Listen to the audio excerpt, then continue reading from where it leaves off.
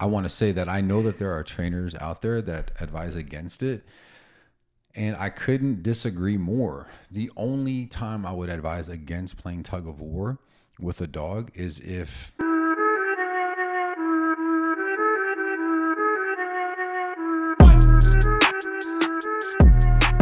welcome back to the Pack Leader Mentality Podcast. I'm really excited about today because we got more questions and answers. The funny thing is that when I first told Layla that we were going to do the podcast, or I was going to do the podcast, I said, I'll have you on once in a while to ask some questions so that I can answer them. But mostly it'll be me talking about topics. And I was a little bummed because I wanted to be. Yeah. But here you are again. No, but I'm actually really enjoying this. This is great. Actually, I prefer the conversation style of talking where like you ask me a question and I answer it. Maybe you kind of dig a little deeper. Yeah. So, and I love these questions. I feel like we're able to cover more, I'm sure there's other people with similar questions that kind of and similar issues. Yeah. Yeah. So All right, well, awesome. let's jump right into it. We got quite a few questions today, right? We do. Okay. All right, we're going to What's the jump first off the one? gate with, how do you handle your dog from being reactive to another dog when a dog charges her? A lot of dogs in there. I know. Sorry. Can you repeat the question? Yeah. How do you handle your dog from being reactive to another dog when a dog charges her? Okay. So your dog's being charged by This is verbatim. a dog. Yeah.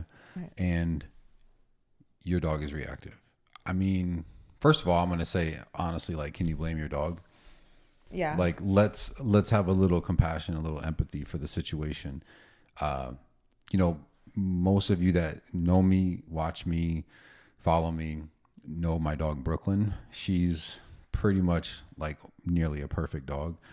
But if there's a dog coming at her or a dog showing aggression to her, there have been some instances where her hackles go up, she barks back, or she'll even sort of jump up and sort of pounce back down on her front paws, like a quick stomp or two stomps or something like that. And for me, I'm able to just say, leave it or something to that effect. Just tell her no and to sit. And then I praise her. So I have that verbal control over her. So where I know that, I don't have to worry about her actually being aggressive and actually doing something. But I certainly don't mind, and I can understand why she does that, right? So I would say if your dog is being charged by another dog, first of all, let's just put ourselves in that situation and ask, what would you do if somebody was charging you? Would you put your hands up to defend yourself? Would you maybe take a step towards them to defend yourself? And so if the answer is yes, then I would say, well, let's be empathetic with the dog and say, I can understand why you would do that. Now, if you want your dog to choose a different response, the truth is when it comes to training with those issues, those types of issues, it's the best thing that we can do is try to recreate them. But I wouldn't recommend recreating a scenario where another dog is charging at your dog. One of the best things that you can do without being able to recreate it is to get your dog into the habit of redirecting towards you with a particular word or a sound that is associated with something good, and then also having really good obedience and just a great relationship with your dog. So again, like using Brooklyn as an example, we have a great relationship. She listens to me very, very well. I'm able to sort of override any thought or behavioral response that she might have. Mm-hmm. And that's great. That might not be possible with every single dog, but it's certainly not a bad idea to work on that. And that would be through good obedience, good relationship, good engagement. And just the idea is to sort of diffuse and de-escalate the situation if that happens, and having some empathy and going, hey, look, I get it, right? The message to the dog is like, look, I get it, but hey, come over here and sit down. Good job.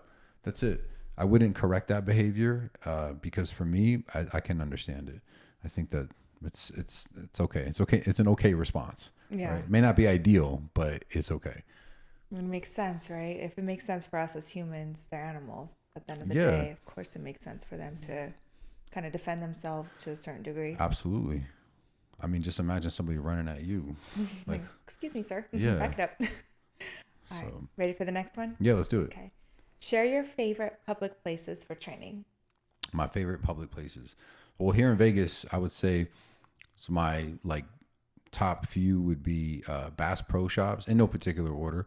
Bass Pro Shops, Home Depot, downtown Summerlin, and Town Square. I love downtown Summerlin and Town Square because they're public outdoor shopping malls. And so if you live in another state and you have something similar, I think they're great places to train, especially because there's a lot of people and potentially dogs. A lot of people walk their dogs around there. And it's a very busy location. I love Bass Pro because it's different for the dog. It's not somewhere you would typically take them. And in Bass Pro, they actually have other animals. What are they called when they Taxidermy? taxidermied animals. So they have lions, bears, gazelles, all types of other wild animals. And it's just that. As a matter of fact, the one that we have here has a freaking giraffe. So I've been able to get dogs this sort of weird exposure, if you will, to all different types of stuff at Bass Pro. They have boats there. They have, what are they called? Four-wheelers. ATV? Hey, thank you. This is like a game show right now. Different textures are we playing too, Taboo like right floor now? textures. Yeah, exactly. They have carpet. They have an Yeah. elevator there. So for me, Bass Pro is definitely on my list. And I love Home Depot for similar reasons. It's, again, different stuff. They have the lumber aisle. They have all different smells. Lots of noise. Yeah. Forklifts moving around, all different types of stuff. So these are my favorite places to train because a lot of times I'm working on socialization. And when I do obedience training, it's just great to have all these different distractions. So, and I think most people can find, for example, if you don't have Bass Pro, there might be another hunting store. Exactly. Yeah. So yeah, cool. Those are my jams. Yeah. Awesome. All right. On to the next question. What is your opinion on playing tug of war? I love tug of war. Love it. Why? Well, first of all, I want to say that I know that there are trainers out there that advise against it. And I couldn't disagree more. The only time I would advise against playing tug of war with a dog is if A, you don't know the dog at all. B, you have a bad relationship with the dog and they don't trust you. And C, if the dog has aggressive tendencies or resource guarding issues with toys.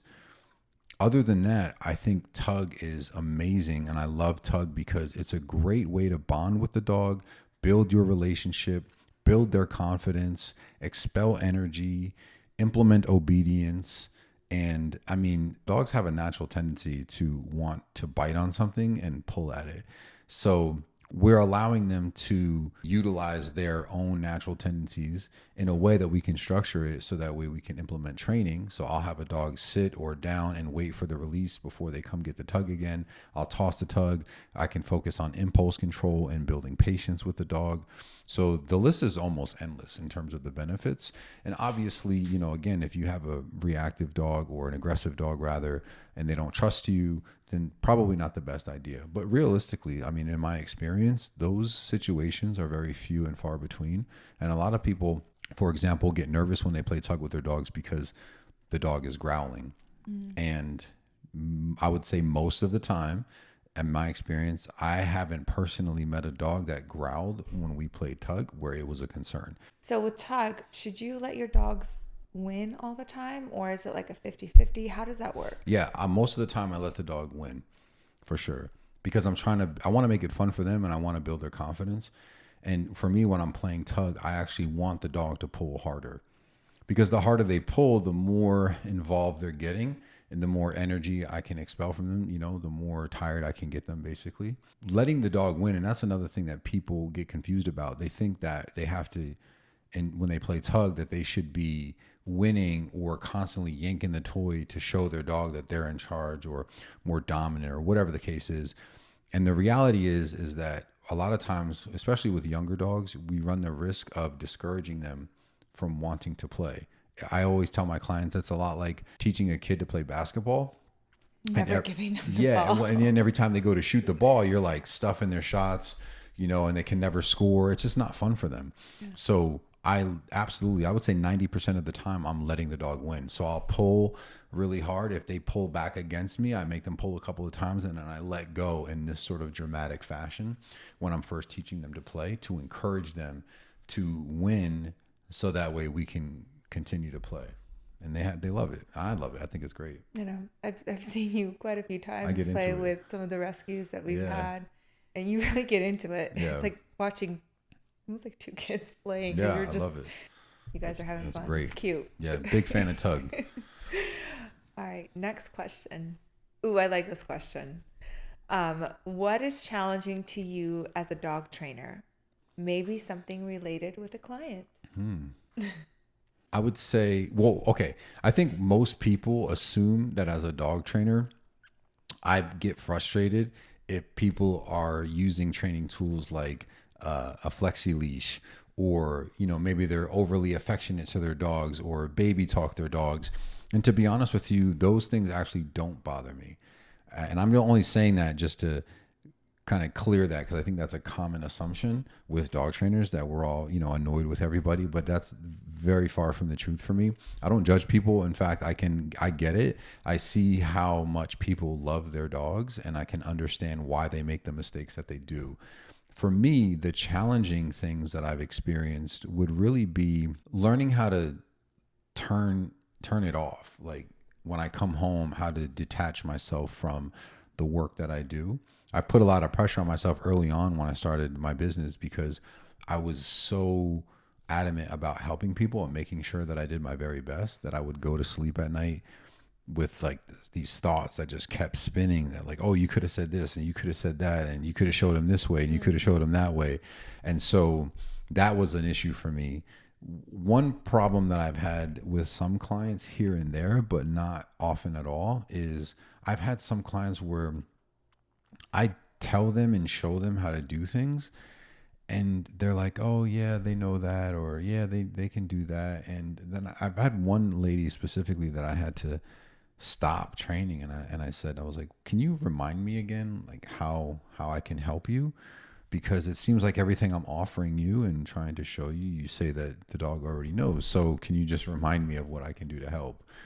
Another thing that's challenging is when someone asks me a question and then they interrupt me when I give the answer. That can be a challenge, because I'm in the middle of explaining something to someone and they'll just cut me off, and I'm like, okay, maybe you don't want to know. I don't know. You know what? I'm going to ask you actually this question. I'm going to piggyback off of this, because I'm still a little like, how do you do it? Is it ever challenging for you when you come into a home and maybe there's like multiple people or multiple dogs, and for me it seems like chaos, and I'm just like, how are you going to handle it? And there's all this information being thrown at you, and there's sometimes even commotion with the dogs as you're trying to speak. Is that ever challenging for you to like just be able to compartmentalize everything and kind of find peace and common ground and clarity in all the chaos? Because I know sometimes when I walk away with you, I'm like, I don't know, like, how did you do it? But you like, Yeah.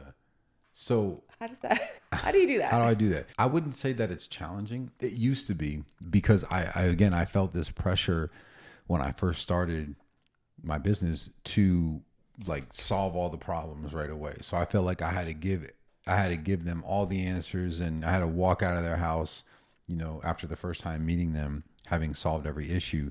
And I don't feel that way anymore. I have a plan now, or rather I'm able to take in all the information, give them some perspective on what's going on, and then formulate a plan outside of that consultation.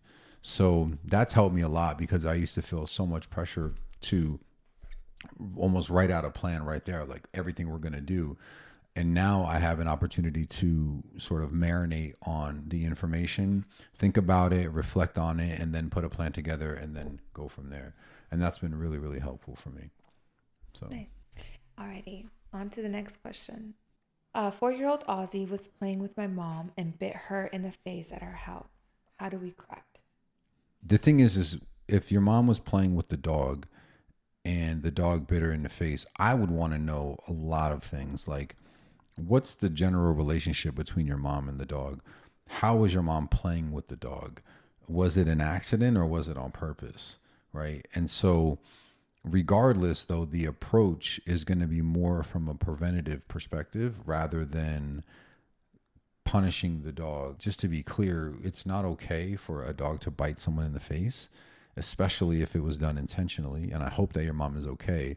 However, if I'm playing with the dog and I do something that makes the dog uncomfortable enough to feel like they had to snap at me to get out of their space, I'm a very understanding person. And even though we can label a dog biting any person as wrong, I would also say, well, if you're provoking that bite, then it's another living being who's defending themselves. So I would want a lot more information about that.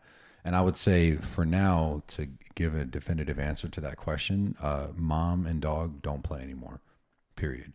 Are there like any cues? I know we've talked about in the past, but are there any like cues that a dog gives off that maybe are subtle to the average person that maybe this family can or other families can pay attention to, and maybe create that space between the Yeah. dog and whoever they're playing with, or Yeah. even themselves? Well, I would say I would start with some obvious cues that are more easy to spot, like a dog having what's called whale eye, which is really, really big eyes where you can see the whites of their eyes. Their pupils can get dilated. Their ears get pinned back. A lot of times the dog might lower their head. That's a good example that they might not be comfortable. Oftentimes it's more obvious where the dog is literally turning away from you. Some more subtle cues would be lip licking, yawning, and then yeah, those would definitely be more subtle. Another really subtle one is stopping and during play and sniffing the ground. That's a displacement signal. So or stopping and itching is another one. It's sort of out of the ordinary, but these are more subtle, and a lot of people wouldn't pick up on them because it looks like normal behavior, right? But it's because of the context that makes it not that normal, So but again, these are a lot more difficult for people to pick up on. One thing that I say is if a dog doesn't want to interact with you, a lot of times they'll more than likely avoid you. They'll avoid eye contact, they'll look away from you, they'll literally turn their head or turn their body. And just like I give the example to my clients, if a guy walks up to a lady at a bar and tries to have a conversation with her and she turns her body and the guy continues to try to talk to her, most people will look at that guy and say, dude, leave her alone. She doesn't want anything to do with you. But we don't give the same thought to a dog who's doing the exact same behavior and say to somebody like, hey, that dog doesn't want to have an interaction with you. They're literally walking away from you and you're following them, Yeah, So no, for sure. Ooh, here's another fun one. How do you always keep don't mind I got me. excited about that. I was like, ooh, how do you always keep your cool? I like to break it up. There's Okay. some of these questions are very serious, so it's kind That's of fun. it. How do I How always do you keep my keep your cool? cool? Where are my sunglasses at? If I had sunglasses to put on right now, I stay Cool. cool, baby. Nah, I'm assuming that question is in like regard to some of the sort of sticky situations that I've been in, like some of the more chaotic ones working with dogs that are coming at me. Like literally lunging at you, Yeah. ready to rip you apart. Well, I mean, you know this more than anybody, and that is like, it's not a problem until it's a problem, Yeah. But I think that like in all ways of life, right? Like Yeah. sometimes like, baby, you're yeah, like, it's not it's an not a issue. problem Yeah, until it's a problem. exactly. We're good. We're breathing. We're moving. No one's bleeding out. We're okay. And honestly, that's kind of my perspective in general. But I would say too that there have been a lot of situations in my life that have been extremely intense and chaotic, and I've always had this ability to think through them in a calm way and just sort of do this self-assessment, like I'm okay, I'm alive, I'm good. Some of those, for example, like I was robbed at gunpoint when I was a teenager.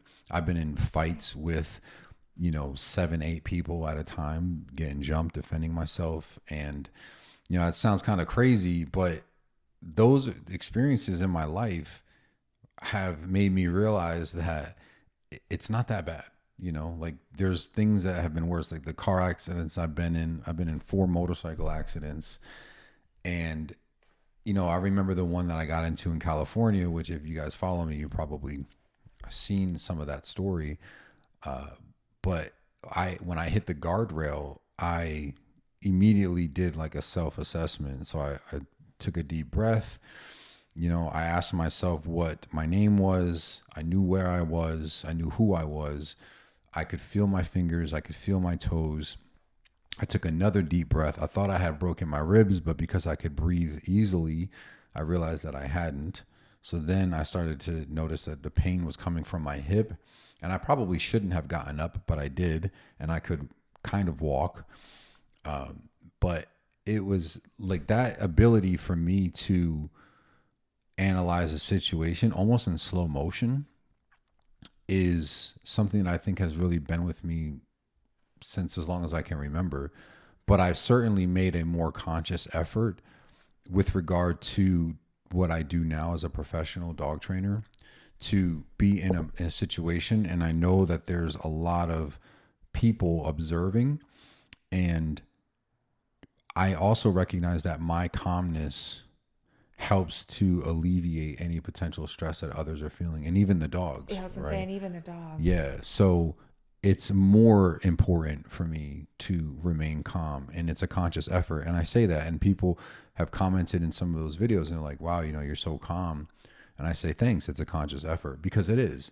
Because sometimes it's easy to become overwhelmed because of whatever the case, like whatever's happening. So I make a very intentional, conscious effort to breathe and be calm, because as long as I'm not, being like literally attacked, and even if I was being bit, I would still have some degree of calmness to be able to address that situation.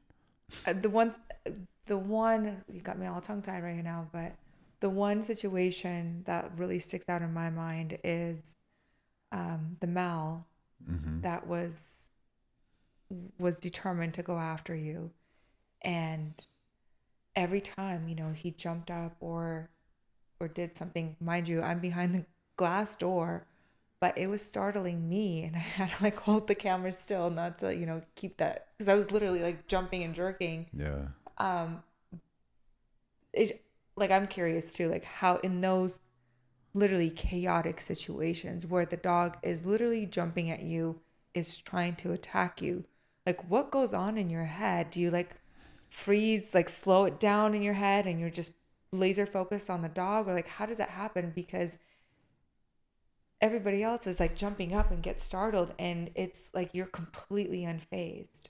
Yeah. Like how do you do that? What tips do you have for the rest of us that either are observing or are in a crazy situation? Yeah. I mean, it's not a problem until it's a problem, like I'm not in any pain. That would be like probably a big part of it. Like I'm not in any immediate pain. And one could argue that I am in some form of immediate potential for danger or for something to happen. I can't really describe it. I really focus on, I get very tunnel vision in a good way, where I'm laser focused on exactly what's going on with what I'm dealing with. So everything else is just out of the equation, and it almost becomes like slow motion for me, where I'm again just totally focused on the dog. And if a dog lunges at me, I can dodge them. And in some cases, the dog is muzzled. So that's another safety protocol and a factor for me that really alleviates any potential concern, right? I don't need to panic because the dog's wearing a muzzle. And yeah, they might be able to bite through the muzzle and nip me a little bit. And I've been bit before. But again, it's like it's not happening right now. If I had a dog latched onto my hand, you might get a different response from me. But I still think that I would be calm enough and focused enough to deal with that immediately and make it stop, rather than, panic and flail around. I'm not a flailer. Not me. Okay, that was fun. We got another one? I do. I just want to make sure I didn't lose it. Okay, I found it. Okay, last question. Are you All ready? right, let's go. Okay. Do you recommend switching between e-collar, prong, and slip leash, depending on training? Absolutely. Yeah, I mean each training tool has a different purpose, and for me, I would use it a little bit differently. So for example, a slip leash is something that I use like for the first time that I put any training tool on a dog. Most of the time, it's going to be a slip leash. It's also a leash that I'll use around the house very often with new dogs to guide them and control them. If I need to, or I should say, if the dog needs it, I'll put a prong collar on them in place of a slip leash. And the e-collar for me is a tool that I'll utilize as sort of the icing on the cake to I'll use the e-collar as a way to communicate what I've already been communicating to a dog through a leash. And so it just gives me the ability to maintain that communication, but from a distance without having to physically guide them. But keep in mind that when you use an e-collar, you don't just take off the leash and then put on the e-collar. You have them together. You guide the dog with the leash after using the e-collar, and then you can remove the leash, But to answer the question, absolutely, I recommend switching between them. I might have them on at the same time, though, and that's important to understand too. Like if I'm teaching a dog to walk with me, let's say I'm using a prong collar, maybe they're e-collar trained for a recall, so they're wearing the e-collar, but I'm working on a walking exercise or healing. And so I won't use the e-collar. I'll only use the prong collar for that information for the dog. So yeah, it all depends. It depends on what the dog knows. It depends on what I'm working on. Yeah, that's a great question and important to understand too. The diversity between the tools. All right, ladies and gentlemen. That's all I have for today. That's all we got for today. Thank you so much for tuning in. If you'd like to submit your questions, we'd love to answer them on the show. I'd love to read them. Yeah. On Instagram at Leader of the Pack LV. I usually post a story where you can pop your question in. If you want to shoot me a message, go for it. Just make sure you put in podcast question. And then also, if you want to email a question, feel free. You can email us at info@leadyourpacklv.com. And other than that, we'll see you guys for the next one. Peace.